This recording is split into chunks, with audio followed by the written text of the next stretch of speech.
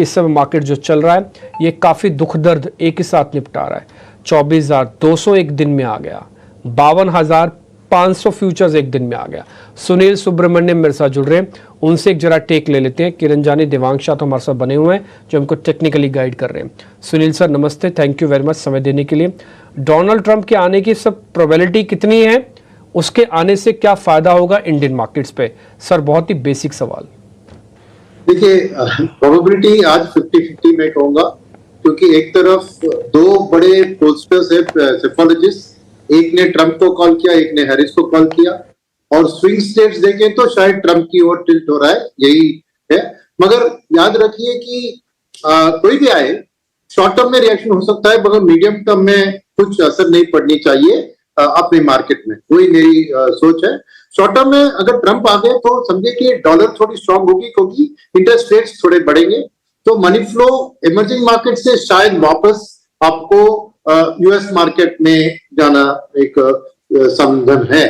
मगर at the same time Trump एक strong anti China person है, चाइना के ऊपर बहुत सख्त कार्रवाई लेंगे तो वो इंडिया के लिए पॉजिटिव बन सकता है। सेकंड, प्रो बिजनेस है ट्रंप, तो अमेरिकन कॉर्पोरेट्स की प्रॉफिटेबिलिटी के ऊपर शायद वो टैक्स को कटवा भी सकते हैं। और सेकंड चीज, अमेरिकन बिजनेस को सपोर्ट करना है, तो याद रखिए एक तरफ थोड़ा डर है मार्केट में कि वो शायद टैरिफ इंडिया के ऊपर ला सकते हैं, शायद वो कुछ इमिग्रेशन के ऊपर, कुछ H1B वीजा के ऊपर कुछ कठिन थिंग ला सकते हैं। मगर एट द सेम टाइम याद रखिए कि अमेरिकन कॉर्पोरेशन को चाहिए इंडिया का सपोर्ट, क्योंकि वो आउटसोर्स इंडिया को कर रहे हैं, तो वो ट्रंप को इन्फ्लुएंस करेंगे कि उतना कठिन इलीगल इमिग्रेशन में जो भी करना है करो, बॉटम एंड पे करो, पर हमारी जो काम काज है उसमें मत कीजिए, number 1। Number 2, trade balance, American corporations India को एक बहुत बड़े मार्केट की ओर से देख रहे हैं, तो वो भी इंडिया के साथ शायद ट्रंप का पता है आपको कि मोदी जी के साथ उनका बहुत अच्छा एक फ्रेंडशिप है, तो शायद वो अमेरिकन एक्सपोर्ट्स टू इंडिया को बढ़ाने की कुछ कोशिश करेंगे, अमेरिकन कॉर्प्स को पुश करेंगे, तो शायद कुछ एक गठबंधन हो सकता है। तो ओवरऑल मैं समझता हूं कि ट्रंप का एक क्लैरिटी है कि वो क्या करेंगे, तो वो एक नोन पर्सन है, तो ऑलवेज मार्केट को पसंद है सर्टेनिटी की क्या करोगे। वेराज कमला हैरिस के बारे में नई नई आने वाली है, क्या बाइडेन की पॉलिसी को कंटिन्यू करेगी, कैसे करेगी, थोड़ा अनसर्टेनिटी होगा। तो मेरे ख्याल में मीडियम टर्म में ट्रंप का आना मार्केट के लिए शायद पॉजिटिव तरीके से मैं देखूंगा, और हैरिस का आकर कैसे उनकी पॉलिसी फ्लो आउट करके ये करके इससे मार्केट थोड़ी अनसर्टेनिटी से पार कर फिर स्टेबलाइज होगी। आपके बिल्कुल ठीक है सर कि बात समझना होगा। देखिए ट्रंप को हम ऑलरेडी भी एक बार देख चुके हैं, कमला हैरिसन का फर्स्ट बार होगा अगर वो प्रेसिडेंटशिप पे आती हैं, तो ट्रंप को हम सेकंड टाइम देखेंगे और उनके बारे में जानते भी हैं। उनकी आधी इंफॉर्मेशन तो ट्विटर से यानी कि एक्स से मिलेगी, और ये बात एक्टिव भी है। और दूसरा, अभी हमारे कुछ दिन पहले हमारे सुनील सर हमारे साथ एक यूएस के एक्सपर्ट्स जुड़े थे, उन्होंने भी एक बहुत फाइन ट्यून करके बात बताई कि अगर डोनाल्ड ट्रंप आ जाते हैं ना, तो जो रशिया और यूक्रेन के बीच का वॉर है शायद वो उसको ख़त्म करवा दें, और ये जो गल्फ में है जो मैटर चल रहा है शायद ये भी थोड़ा सेटल डाउन हो जाए। तो ये एक बहुत अच्छी लाइन होगी जो ग्लोबल ग्रोथ के लिए आएगी, और उसमें इंडिया भी अपना पार्टिसिपेशन कर सकता है। जो आपने पॉइंट्स बोले वो भी वैलिड हैं, और मेरे को उनका पॉइंट भी काफ़ी वैलिड लगा। खैर बाय द वे मैं बता दूं, 1061 पॉइंट की बढ़त के साथ बैंक निफ्टी डेज हाई पे 52,200 कॉन्कर्ड, 24,200 कॉन्कर्ड, दोनों चीज़ें, दोनों लेवल्स हमने पा लिए। जो एक डर का माहौल था, मार्केट्स ने आज अपने इस जॉनर से, इस तेज़ी से काफ़ी हद तक ख़त्म किया है। मैं फटाफट से शेयर्स पर आता हूँ। स्टॉक एक्सप्रेस चलाइए, किरण जानी तैयार रहिएगा, आपको जल्दी जल्दी इसके जवाब देने होंगे। मैं कुछ कुछ शेयर पता करता जाता हूँ। सबके स्टॉप लॉस टारगेट देना सर अगर आप ट्रेड दोगे तो, ताकि उसकी स्टैंपिंग जल्दी से कर पाएँ। सर जुबिलेंट फूडवर्क 4% ऊपर, क्या करना है आप? जुबिलेंट फूड हमें लॉन्ग करके जाना चाहिए। जिस तरह से ओवरऑल चार्ट पैटर्न हमें देखने को मिल रहा है उस तरह से जो स्टॉप लॉस रहेगा यहाँ पे हमें रखना है। वैसे 4% ऊपर है इसलिए स्टॉप लॉस थोड़ा बड़ा बन रहा है, लेकिन 570 के स्टॉप लॉस के साथ हमें लॉन्ग करना चाहिए, और 3 से 4 दिन में डेफिनेटली हम 650 तक के टारगेट देख सकते हैं। 650 का टारगेट है, स्टैंपिंग लगा दीजिए बाय की। एनएमडीसी, अच्छा बीटीएसटी भी लगाते जाना, हाँ जिनके पास है तो एक बार बीटीएसटी भी लगाना और एक बाय का भी लगाना। एनएमडीसी खबर मार्केट में आई है कि 11 नवंबर को इनकी बोर्ड की बैठक है, उसमें ये बोनस पे विचार करेंगे। आई होप बोनस आ ही जाएगा आपको। तो ये एनएमडीसी भी 3% ऊपर आया। इसके जरा फ्यूचर वाली प्लेट भी दिखाना। किरण जी जब बताइए क्या करें। एनएमडीसी की बात करें तो ओवरऑल मेटल सेक्टर के अंदर काफी कुछ तेजी लग रही है, और जिस तरह से डोनाल्ड ट्रंप के बारे में कहा जाता है कि अगर चांसेस आर वेरी ब्राइट कि वो जीते, अगर वो जीते तो मेटल्स के अंदर एक चौतरफा रैली हम देख सकते हैं। और आज कहीं ना कहीं उस तरह से मूवमेंट भी है। फॉलिंग ट्रेंड लाइन ब्रेकआउट है, 200 दिन की मूविंग एवरेज को भी आज एनएमडीसी ने क्रॉस किया है। तो मेरे हिसाब से डेफिनेटली यहाँ पे लॉन्ग ट्रेड बनता है। बिकॉज ऑफ यूएस इलेक्शन थोड़ा वोलेटिलिटी ज्यादा रहेगी यहाँ पे, क्योंकि मेटल है और हाई बीटा काउंटर भी है। लेकिन 220 के स्टॉप लॉस के साथ बाय ऑन डिप्स की स्ट्रेटेजी एनएमडीसी में हमें रखनी चाहिए। ठीक है, 220 का स्टॉप लगाना है तो टारगेट क्या रखना है सर? ऊपर टारगेट हम 245 तक देखेंगे। 245 तक का छाप हो जा रहा है इस पर। 245 का टारगेट है, 220 का स्टॉप लॉस है। स्टैंप लगेगी बाइंग ऑन डिप्स की, सामने पे रखोगे रिस्क वर्ड जमेगा नहीं आपको, इसलिए बाइंग ऑन डिप कर दो।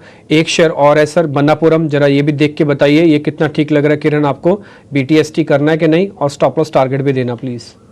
मन्नापुरम की अगर हम बात करें तो जिस तरह से 150, आज सुबह भी हमने डिस्कस किया था कि 150 155 का रेजिस्टेंस लेवल अगर वो टिक जाता है तो चांसेस आर वेरी ब्राइट कि हम यहाँ पे 170 175 तक की एक रैली देख सकते हैं। तो करंट मार्केट प्राइस से डेफिनेटली बीटीएसटी कर सकते हैं, और नीचे में जो स्टॉप लॉस रखना है वो 152 का रखना है। तो 152 के स्टॉप लॉस से लॉन्ग कीजिए। पहला टारगेट 170, दूसरा 175।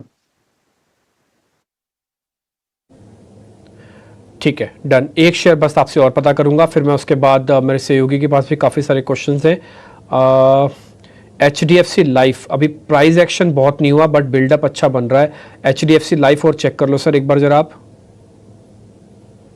HDFC बैंक की अगर मैं बात करूं तो जिस तरह से ओवरऑल चार्ट पैटर्न एक रेक्टेंगल पैटर्न ब्रेकआउट है, सिमिलर पैटर्न हमने SBI पे भी ब्रेकआउट देखा था। उसके बाद स्टॉक 810 से 850 हो चुका है। HDFC में सिमिलर पैटर्न ब्रेकआउट है 1750 के आसपास, तो लॉन्ग करना चाहिए। एक पोजिशनल स्टॉक लॉस 1725 का रखिए, और इस बार there are very good chances कि हम 1800 तक की एक रैली देख सकते हैं। आप 1800 जो बता रहे हैं ना HDFC बैंक है, मेरे को जरा HDFC लाइफ के लेवल्स और बताओ आप इस पे कितने बुलिश हो, इसका टारगेट स्टॉप लॉस भी देना। HDFC बैंक 1800 की बाय के साथ लिख दो जरा टारगेट। अब HDFC लाइफ बता दो सर। हाँ, HDFC लाइफ की अगर हम बात करें तो डेली चार्ट के ऊपर जिस तरह से चार्ट पैटर्न हम देख रहे हैं, एक कंसोलिडेशन जोन के अंदर है। आज का जो फॉल है उसने 100 डेज मूविंग एवरेज को रीटेस्ट किया है, तो कंडीशनल बाय रहेगा यहाँ पे। अगर 725 का लेवल क्रॉस करता है तो ही हमें लॉन्ग जाना है। 725 के ऊपर आप लॉन्ग जाइए, 710 का स्टॉप लॉस रखना है, और 725 के ऊपर अगर स्टॉक टिक गया तो 760 770 तक ये स्टॉक जा सकता है। वक्त एक छोटे से ब्रेक का है, 3:10 हो चुके हैं। 3 बजे का एक्शन जो भी होगा वो भी समेट के लाएंगे, PTST को भी थोड़ा शुरू करेंगे। बहुत इंटरेस्टिंग डाटा है, बहुत अच्छे जॉनर पे मार्केट आज क्लोज कर रहा है। कल डिसाइडिंग डे भी है, थोड़ा और पता लग जाएगा। छोटे से ब्रेक के बाद तीनों मेहमान सुनील जी, किरण जानी, दिवांश हमारे साथ बने हुए हैं, लौट के आ रहे हैं।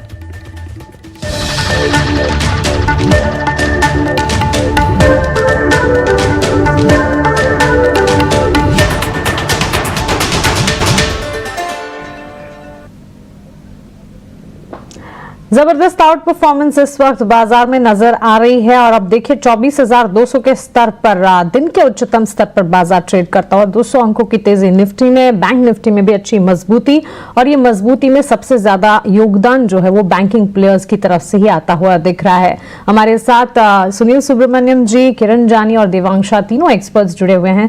Sunil ji good afternoon, Mansi this side, good to have you with us, thank you for your time. और साथ ही ग्लोबल फ्रंट पर आप अपना आउटलुक हमारे साथ शेयर कर रहे हैं। I know it's a very good time for the market, काफी अच्छी मजबूती हम देख रहे हैं, but can't forget the FI's absolute selling जो कि अक्टूबर में नजर आई है। यहां से रिलीफ कब मिलती दिखेगी सर? देखिए, रिलीफ के लिए आपको 1-2 महीने की इंतजार करने की जरूरत होगी। क्यों कर रहा हूं मैं कि एक है कि इलेक्शन की अनसर्टेनिटी के कारण लोग यूएस में डेट में निवेश करेंगे, क्योंकि 4-4.25% उनको अमेरिकन 10 ईयर में मिल रहा है, तो रिस्क फ्री उनको उतना रिटर्न मिल रहा है, तो रिस्क लेने के लिए थोड़ी सोच रहे हैं FIs इमर्जिंग मार्केट के लिए। सेकंड चीज ये होगी कि ये महीना जो अभी फेड का भी एक पॉलिसी है उसके कारण भी अनसर्टेनिटी है। तीसरी बात ये है कि नवंबर और दिसंबर में हेज फंड जो होते हैं, शॉर्ट टर्म FIs जो होते हैं, उनके लिए बोनस अगर उनके हाथ में आना है ना, तो उनको कैश प्रॉफिट बुक करना है। तो जहां पे पैसा बनाए वहीं पे बुक कर सकते हैं। तो हमारी निफ्टी ने तो 25% का रिटर्न इस साल में दिलवाया है उनको। तो प्रॉफिट बुकिंग भी वो उस मार्केट में जहां पैसा बनाए उधर ही करेगी ना, इसलिए इंडियन मार्केट से थोड़ा वो प्रॉफिट निकालेंगे इस नवंबर और दिसंबर के महीने में। और इलेक्शन के बारे में भी ये याद रखना है कि भले ही वोटिंग आज हो और अगर एक साइड क्लियर विन होता है तो शायद रिजल्ट सामने आ जाएगा, मगर क्लोज होगा तो जरूर ट्रंप मानिए कोर्ट में जाएंगे, उसको झगड़ा करेंगे, तो अनसर्टेनिटी थोड़ी फैल सकती है।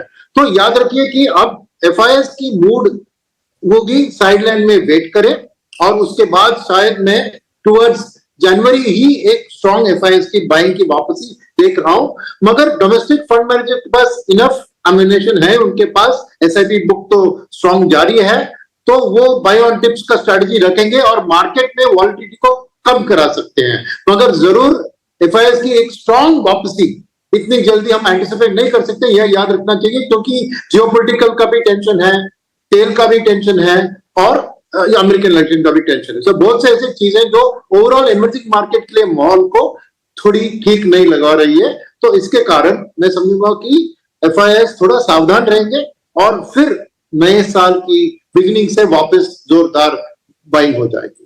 जवाब आपके लिए एफआईएस की एब्सोल्यूट वापसी के लिए थोड़ा इंतजार जरूर करना पड़ेगा, बट अगेन इट्स रिलीफ कि डीआईएस के पास एटलीस्ट उतना चंक है कि खरीदारी या सपोर्ट वहां से अब भी बरकरार रहेगा। इस वक्त बाजार की तेजी में हम अगर देखें फ्यूचर्स भी सपोर्ट कर रहे, डाउ फ्यूचर्स, नैस्डैक फ्यूचर्स में भी अच्छी खासी मजबूती। यूरोपीय बाजार में कैक डैक्स फुटसी की भी अच्छी मजबूती के साथ शुरुआत होती हुई दिखी। सेक्टोरल प्लेयर्स में अगर आप देखेंगे मेटल सेक्टर टॉप परफॉर्मर, आज सुबह ही ईटी नाउ स्वदेश की एक्सक्लूसिव खबर रही और आपको बता दें स्टील इंपोर्ट पर सेफगार्ड ड्यूटी की खबर से स्टील शेयरों में अच्छी खासी रौनक देखने को मिली। थोड़ी देर के बाद जेएसडब्ल्यू स्टील पर एक रिसर्च भी आपके लिए लेकर आएंगे, लेकिन इस बीच दिवांग केमिकल और फर्टिलाइजर स्टॉक पर भी एक नजर होनी चाहिए क्योंकि आज अच्छी मजबूती के बीच ये स्टॉक्स ट्रेड कर रहे हैं। देखिए दीपक फर्टिलाइजर 4% की रिकॉर्ड ऊंचाई पर ट्रेड करता हुआ। इसके अलावा अगर आप देखेंगे केमिकल प्लेयर्स में फैक्ट, हिमाद्री केमिकल्स, ये सारे के सारे स्टॉक्स में करीब 3 से 5% तक का इजाफा दिखा है। इन स्टॉक्स में से, इन स्पेसेस में से कहीं कोई राय अगर आपकी तरफ से बनती हो तो? स्पेस से दीपक फर्टिलाइजर्स की बात करें, ओवरऑल चार्ट स्ट्रक्चर काफी पॉजिटिव है। स्टॉक में height of high return structure में भी स्टॉक ट्रेड कर रहा है, तो यहाँ से भी खरीदी की जा सकती है। 1280 का स्टॉप लॉस रखने की सलाह रहेगी। 1360 तक के टारगेट देखने मिल सकते हैं दीपक फर्टिलाइजर में। ऑल्सो यहाँ पे ल्यूपिन की बात कर यूपीएल की बात करेंगे। यूपीएल का भी हम देख रहे हैं कि अगर डेली चार्ट में देखें स्टॉक में एक आफ्टर द करेक्शन एक रिबाउंड देखने मिला है। हमें लगता है यहाँ से भी एक अपसाइड देखने मिल सकता है। 670 तक के टारगेट 570 तक के टारगेट देखने मिल सकते हैं 550 के स्टॉप लॉस के लिए। अच्छी खासी मजबूती इस वक्त हम देख रहे हैं इनफैक्ट फर्टिलाइजर केमिकल प्लेयर्स में। और इस बीच जहां स्टील सेक्टर आउट परफॉर्म कर रहा है, टाटा स्टील के नतीजे कल आने वाले हैं। नतीजों से ठीक पहले टाटा स्टील के स्टॉक प्राइस में अगर आप देखेंगे करीब 4% की मजबूती नजर आ रही है। नतीजे कैसे रह सकते हैं, अनुमान क्या कह रहे हैं, ये बताने के लिए सारी की सारी रिसर्च लेकर हमारी सहयोगी अशेषा हमारे साथ जुड़ गई हैं। अशेषा बताइए टाटा स्टील के नंबर से एक्सपेक्टेशंस क्या लगानी है? Good afternoon. बिल्कुल, सीक्वेंशियल बेसिस पर देखें तो कमजोर नतीजे एक्सपेक्टेड है स्टील मेजर टाटा स्टील से इस तिमाही में। याद रखें स्टील प्राइसेस करीब 6% से घटे थे क्वार्टर ऑन क्वार्टर बेसिस पर, जिसका इम्पैक्ट रियलाइजेशंस और एबिटा पर टन पर इस तिमाही में दिखाई देगा। आंकड़ों की बात करें तो कंसोलिडेटेड रेवेन्यू 53,000 करोड़ के आसपास एक्सपेक्टेड है, 3% की गिरावट क्वार्टर ऑन क्वार्टर बेसिस पर, और मार्जिन्स भी कॉन्ट्रैक्ट होते हुए नजर आ सकते हैं। यूरोपियन ऑपरेशंस की बात करें तो यूके ऑपरेशंस में लॉस बढ़ता हुआ नजर आ सकता है। नीदरलैंड्स तो एबिटा पर टन पॉजिटिव होगा, लेकिन यूके ऑपरेशंस में लॉस होंगे, जिसके चलते एबिटा पर टन लॉस $72 पर टन का कंपनी रिपोर्ट कर सकेगी, जो सीक्वेंशियल बेसिस पर लॉस एक्सपैंड होता हुआ नजर आएगा। डोमेस्टिक ऑपरेशंस की बात करें तो वॉल्यूम्स में तो बढ़ोतरी देखने को मिली थी, लेकिन यहां पर भी स्टील प्राइसेस घटे, उसका नेगेटिव इम्पैक्ट दिखेगा। कोकिंग कोल प्राइसेस जो एक मेन रॉ मटेरियल होता है स्टील मैन्युफैक्चरिंग के लिए, उसके प्राइसेस भी थोड़े से घटे तो थोड़ा सा बेनिफिट मिलेगा, लेकिन ऑल इन ऑल कमजोर नतीजे एक्सपेक्टेड है। और मैनेजमेंट की कमेंट्री क्या निकल कर आती है यूके ट्रांजिशन को लेकर, इंपोर्ट जो बढ़ रहे हैं उसको लेकर, उस पर सबकी नजर रहेगी, लेकिन कमजोर नतीजे एक्सपेक्टेड। स्टील प्राइसेस घटे, उसका नेगेटिव इम्पैक्ट इस क्वार्टर में दिखाई देगा।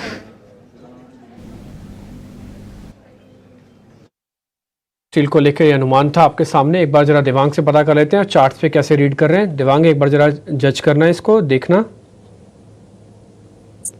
तो टाटा स्टील की बात करें तो टाटा स्टील में अगर देखा जाए तो वीकली चार्ट पे एक सपोर्ट लिया स्टॉक ने, वहां से अपसाइड रिज्यूम किया है, तो यहाँ से एंट्री की जा सकती है। स्टॉप लॉस रखिए यहाँ पे 147 का, अपसाइड अराउंड 158 160 तक के जोन देखने मिल सकते हैं टाटा स्टील में, तो ये लेवल से भी एंट्री की जा सकती है टाटा स्टील में।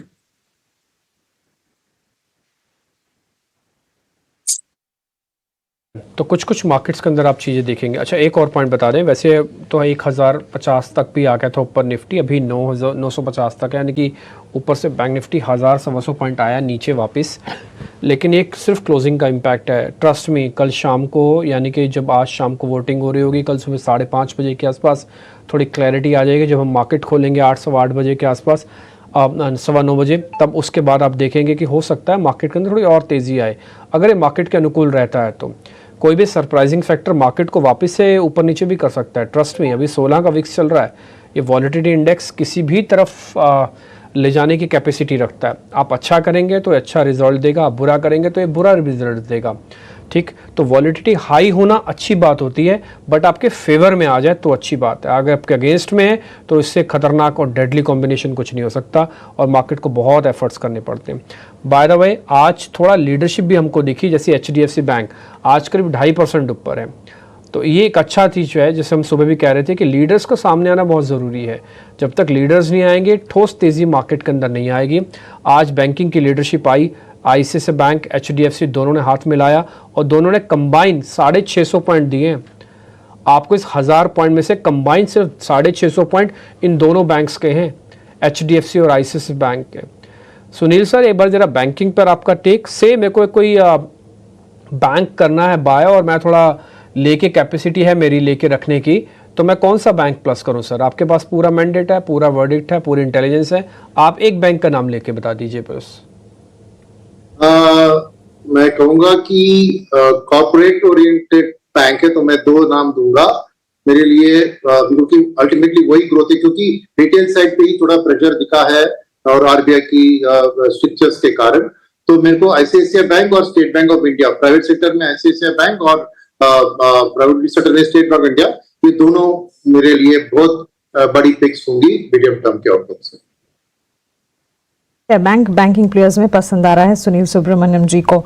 लेकिन इस बीच मूवमेंट जिन स्टॉक्स में नजर आ रही है उसमें कुछ ऑयल रिफाइनिंग काउंटर्स भी है। दिवांग MRPL चेन्नई पेट्रो के चार्ट्स देखिए, अच्छी मजबूती के बीच ट्रेड, करीब 11% की तेजी MRPL में। दिन की शुरुआत में जो तेजी चली वो चढ़ती ही गई, और इस वक्त अगर आप देखें दिन के उच्चतम स्तर पर चेन्नई पेट्रो भी 3% की तेजी दिखाते हुए।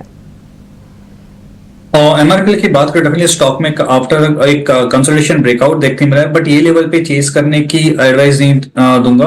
ओवरऑल अपसाइड अराउंड 172 तक के जोन देखने मिल सकते हैं। नाउ 155 का एक सपोर्ट है, तो बाय एंड डिप्स की स्ट्रेटेजी रखिए, बट ये लेवल पे चेस करने के लिए अवॉइड करने की सलाह रहेगी।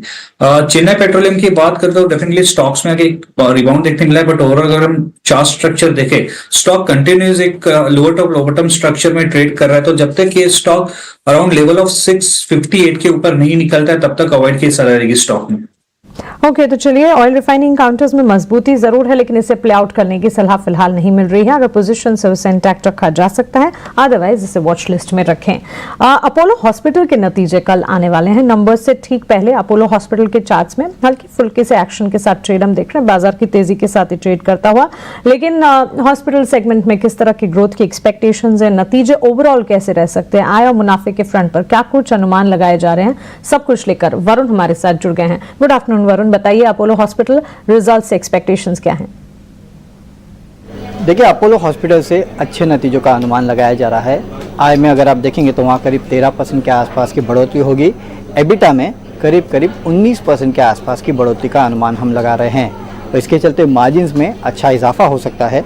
12.95% से बढ़ के ये करीब 13.6% के आसपास आ सकते हैं, यानी कि आधा % से ज़्यादा की बढ़ोतरी जो है वो आपको एबिटा मार्जिन्स में देखने मिलेगी।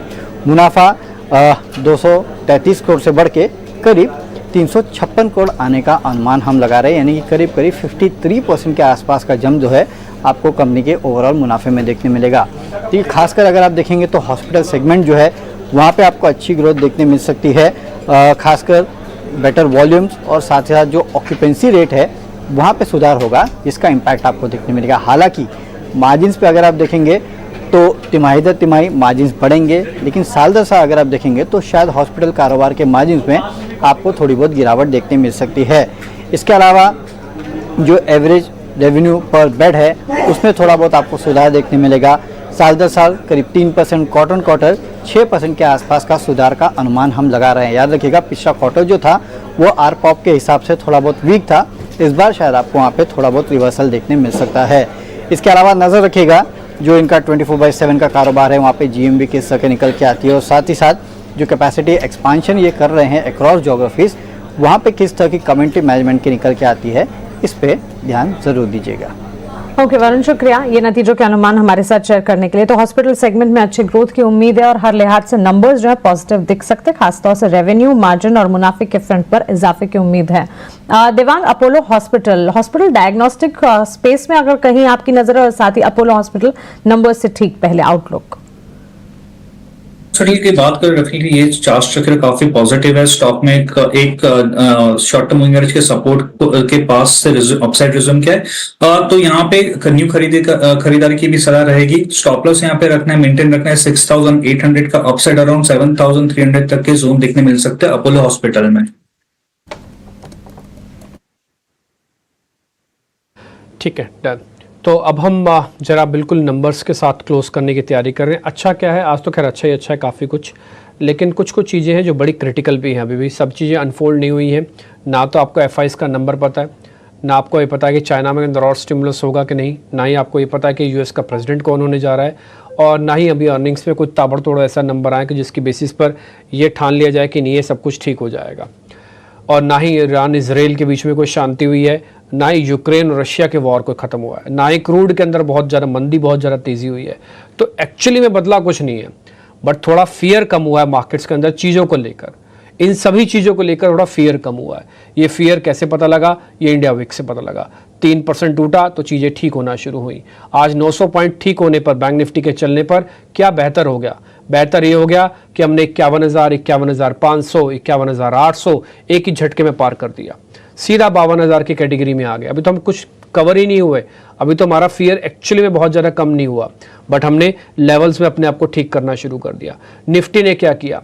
आज का लो, अगर आपका निफ्टी का मैं आज का लो आपको बता दूं, आप जरा देखेंगे तो आज का लो है 23,842, यानी कि 23,800 भी देखा, 24,000 भी देखा, 24,200 भी आज ही इन्हीं आंखों से देखा और एक ही सेशन में देखा। जैसे हम गए थे नीचे वैसे हम ऊपर आ गए, आ तो गए यहाँ तक। फियर थोड़ा कम भी हुआ है, लेकिन ये फियर तेजी में तब्दील होगा, इसके लिए भी और मेहनत करनी पड़ेगी। इसके लिए 3 चीज़ें आपको मस्ट है, रिक्वायर्ड है। पहला, कम से कम जो US में हो रहा है वो आपके फेवर में जाए, US मार्केट करेक्ट ना करे। दूसरा, FIs इंडिया के अंदर थोड़े से लौट आए। 1 लाख करोड़ से ज़्यादा की बिकवाली उन्होंने सिर्फ कैश में की है, जो कि बड़ा नंबर है और अब तक के बड़े नंबर्स में से एक है वो, तो इसलिए ये थोड़ा वापस आना चाहिए। तीसरा, कोई अच्छी न्यूज़ और भी आए, अच्छी न्यूज़ इन द सेंस या तो अर्निंग से और बेहतर दिखे, या तो कहीं ना कहीं से कुछ और गुड न्यूज़ आए मार्केट के अंदर। अगर ऐसा हो जाता है तो फिर बाजार शॉर्ट कवरिंग कैसे की जाती है आपको बताना शुरू करेगा, क्योंकि इसने जो ट्रांसफ़र लिया है वो एक लाइट सीरीज़ के तौर पर ट्रांसफ़र लिया है। अगर आप तेज़ी वाली बातें बोलोगे तो तेज़ी वाली बातें प्रूव करके दिखाएगा, लॉन्ग पोजीशंस बनाएगा, क्योंकि ये लाइट सीरीज़ है। हैवी सीरीज़ करने के लिए ये लॉन्ग बना सकता है। ठीक, तो कुल मिला के आज की क्लोजिंग में नंबर्स के लिहाज से ठीक क्लोजिंग मानूंगा। आज की क्लोजिंग में कन्विक्शन के हिसाब से क्लोजिंग मानूंगा। आज की क्लोजिंग को मैं पार्टिसिपेशन की क्लोजिंग मानूंगा। तो आज मेरे को बहुत सारी चीज़ें एक साथ सुधरती हुई दिखी हैं, बट अभी भी खतरा पूरी तरह से टला नहीं है, इसलिए कल सुबह 5:30 बजे तक का इंतज़ार कीजिएगा। जो भी आप ट्रेड कर रहे हैं लैब ट्रेड कीजिएगा। हमने कल भी आपको मना नहीं किया था, आज भी आपको मना नहीं किया और कल भी मना नहीं करेंगे। कल हमने जब मैं आपको ट्रेड करवाया तो हमको दुख रहा कि 24,000 का आपका SL कट गया, लेकिन आज उससे कहीं ज़्यादा की खुशी है, क्योंकि कल जितने पैसे आपने खोए थे उससे डबल आज आपको पैसे मिले हैं। तो कल अगर बैंक निफ्टी और निफ्टी के अंदर आप टोटल लॉस गेन देखेंगे तो जस्ट रिवर्सल है। कल बैंक निफ्टी करीब 450 पॉइंट नीचे था, आज 1000 पॉइंट ऊपर है। तो ये चीज़ें नोटिस करने वाली है, और थोड़ा आज कन्विक्शन भी हाई हुआ है और थोड़ा चीज़ें बेहतर भी हुई हैं। बस मैं इतना ही आपके सामने बात रखूँगा। तो कुल मिला के आज की क्लोजिंग में हीरो जीरो वाले ट्रेड आपकी स्क्रीन पे फायर हो चुके हैं ऑलरेडी, और आज वैसे Hindalco, JSW steel, Tata steel, Grasim, ये कुछ एक शेयर्स थे जो आज बढ़िया साबित हुए, इन्होंने दम लगाया। और इसके अलावा बजाज ऑटो भी आज रिकवर करने में कामयाब हुआ। बैंकिंग का भी योगदान काफ़ी अच्छा था। सुनील सर बहुत शुक्रिया, थैंक यू वेरी मच समय देने के लिए। एक छोटी सी रिक्वेस्ट, कल अगर सर यूएस में कोई भी पॉइंट होता है हम आपको थोड़ा आपसे समय लेंगे आपके इंटेलिजेंस का, तो आप हमको दे दीजिएगा, ठीक है सर, कल के लिए। और देवांग आपका भी बहुत शुक्रिया, थैंक यू वेरी मच, आपने हमारे लिए आज टाइम निकाला, अच्छे से गाइडेंस दिया, इसके लिए बहुत बहुत शुक्रिया। थैंक यू वेरी मच आप दोनों मेहमानों का आज समय देने के लिए। मेरे को और मानसी को इजाज़त दे सकते हैं। अगला कार्यक्रम कल के बाजार की तैयारी से जुड़ा हुआ है, ज़रूर